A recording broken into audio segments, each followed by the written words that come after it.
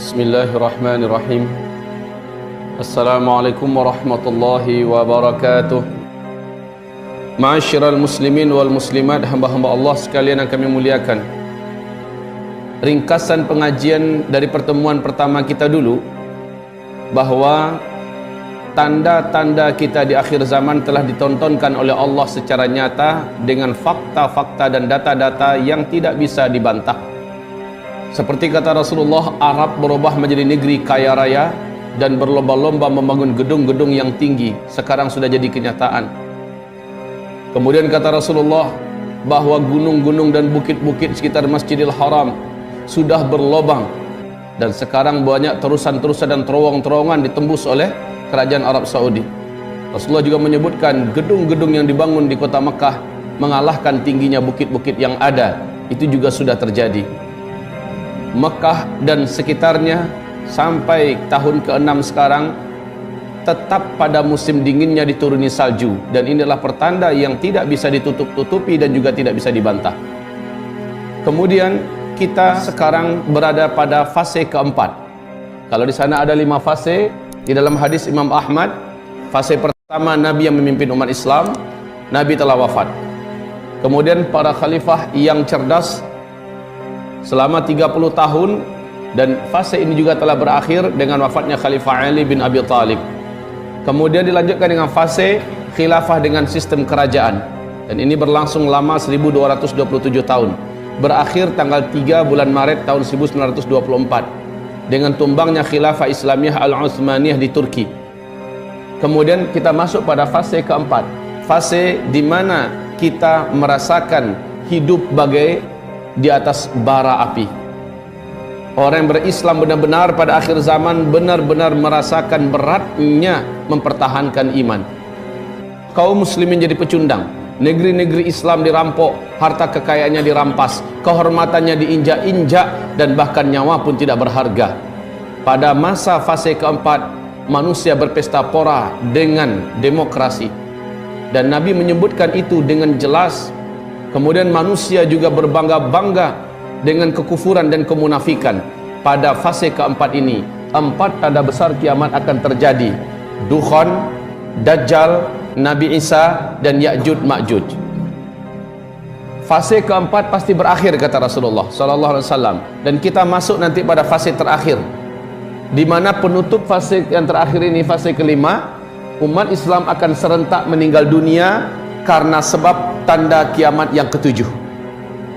Tanda besar kiamat yang ketujuh. Setelah tanda besar kiamat yang kelima, matahari terbit dari sebelah barat, lalu pintu taubat ditutup selama-lamanya, syahadat sudah tidak diterima.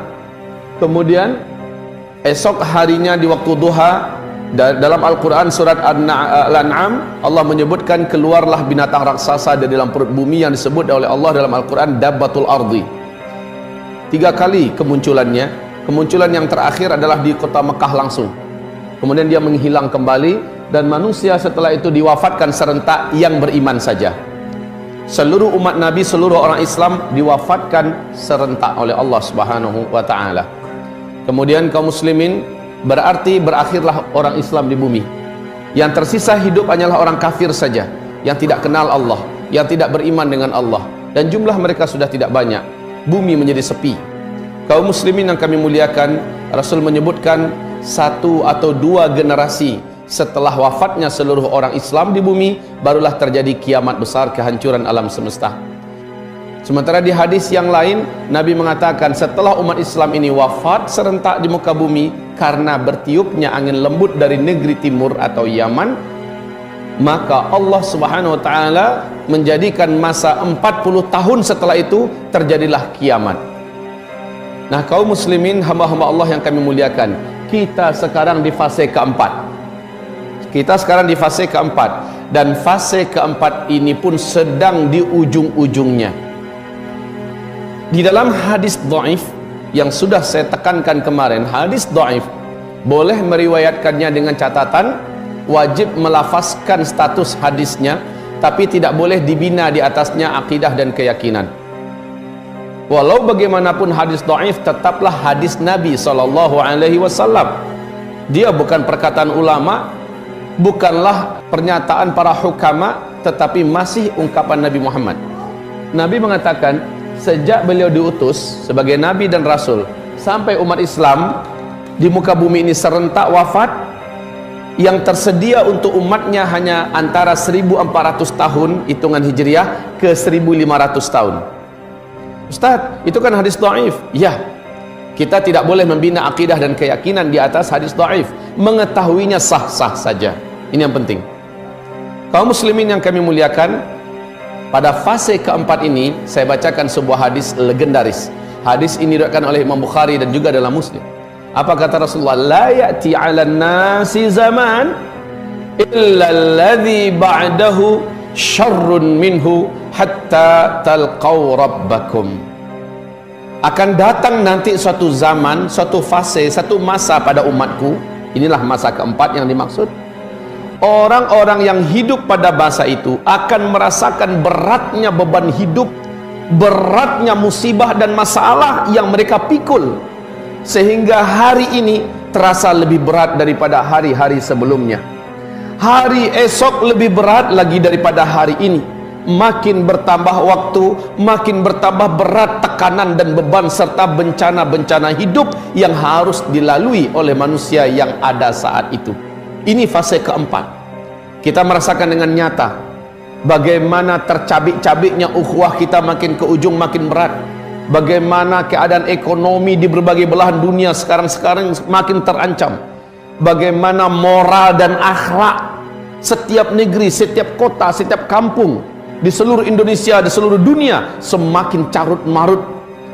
Bagaimana keadaan politik yang semakin gak karu-karuan, yang zalim makin menang, yang kuat semakin berjaya, yang kaya semakin menjadi-jadi. Kemudian para pemimpin yang bermunculan tidaklah lebih baik daripada pemimpin sebelumnya, dan ini akan terus sampai kapan kata Nabi? Hatta talqaw rabbakum, sampai kamu semua mati berjumpa dengan Allah Rabb kamu. Fase kelima itu penutupan. Fase kelima ini hanya 7-9 tahun paling lama. Walaupun ini bagaikan surga dunia, tapi jumlah kita sudah sedikit manusia yang hidup ketika itu. Pemimpinnya adalah Al-Mahdi, keturunan kandung Nabi Muhammad dari Hasan bin Ali, bukan dari Husain bin Ali seperti yang difatwakan oleh Syiah. Kaum muslimin, fase kelima ini nanti jumlah laki-laki 1 berbanding 50 jumlah wanita. Apa yang terjadi dengan kaum laki-laki? Di fase keempat sangat banyak Allah wafatkan kaum lelaki karena musibah, karena peperangan, pembunuhan, pembantaian dan segala macamnya. Ini terjadi pada fase keempat yang sebentar lagi akan sama-sama kita jalani. Kaum muslimin yang kami muliakan, di fase keempat ini kita diperkenalkan oleh Rasulullah SAW dengan istilah fitnah duhaima. Sampai Dajjal keluar baru berakhir fitnah ini. Fitnah duhaima ini kata Nabi, orang yang selamat dari fitnah duhaima maka dia akan selamat dari bahayanya Dajjal. Tapi yang tidak selamat dari fitnah duhaima maka dia tidak akan pernah selamat dari Dajjal. Artinya kalau dia masih hidup dan Dajjal sudah keluar, maka dia pasti menjadi pengikut dan penyembah Dajjal. Kalau begitu kita wajib mengetahui apa itu fitnah duhaima. Baik, kaum muslimin yang kami muliakan, untuk tanda-tanda Dajjal akan keluar, tidak ada satupun makhluk di bumi ini yang mampu menolak tanda-tanda itu, dan Allah telah perlihatkan dengan kasat mata, kita bisa menontonnya, bisa melihatnya. Kalau perlu silakan berkunjung ke sana. Tanda-tanda Dajjal akan keluar kata Rasulullah SAW. Air mata sungai Zughar sudah tidak berair lagi, dan sekarang sudah hilang airnya. Danau Tiberias menyusut airnya dari 45 meter saja dari permukaan sampai ke dasar. Dari 2003 sampai 2013 telah menyusut 16 meter. Akhir 2015 dasar yang paling menonjol dari danau sudah mulai kelihatan seperti pulau-pulau kecil di tengah Danau Tiberias hari ini. Kaum muslimin yang kami muliakan, kemudian juga kebun kurma Baisan, perbatasan antara Yordania dengan Palestina. Apabila kebun kurma itu sudah tidak berbuah, maka Dajjal pasti akan keluar kata Rasulullah. Perlu diketahui, sejak 6 tahun belakangan ini kebun kurma Baisan telah merusak, menjadi sedikit buahnya dan rusak. Tetapi 2 tahun terakhir sudah tidak berbuah 100%. Sungai Efrat yang mengalir dari Turki ke Syria, Irak, kemudian ujungnya adalah di Iran, Kata Rasulullah, takkan terjadi kiamat sampai sungai Efrat mengering. Sungai Efrat telah kering total sejak 1,5 tahun ini. Tidak lagi berair. Dan ini adalah pertanda kiamat itu akan Allah tontonkan. Tapi insya Allah bukan kita orang-orang yang akan menyaksikannya. Alhamdulillah. Hanya masalahnya kita akan menghadapi masa-masa berat di mana Dajjal akan keluar. Astaghfirullah, astaghfirullah, astaghfirullah. Subhanakallahumma wa bihamdika asyhadu an la ilaha illa anta astaghfiruka wa atubu ilaik. Wabillahi taufiq wal hidayah. Wassalamualaikum warahmatullahi wabarakatuh.